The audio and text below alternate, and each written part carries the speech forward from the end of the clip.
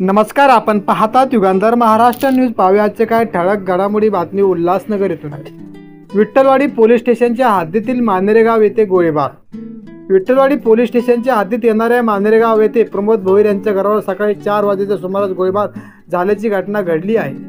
विठ्ठल मंदिराच्या समोरच्या गल्लीत राहणाऱ्या प्रमोद भोईर यांच्या घरावर 2 गोळ्या फायरिंगची घटना घडली आहे. प्रमोद भोईर हे शैलेश भोईर यांचे शेजारी आहेत. एक व्यक्ती मोटरसायकलवरून गल्लीत आला आणि घराच्या जवळून 2 गोळ्या फायर केल्या. गोळ्या घराच्या खिडकीमधून आत घुसल्या. प्रमोद भोईरच्या कुटुंबातील कोणालाही इजा झाली नाही.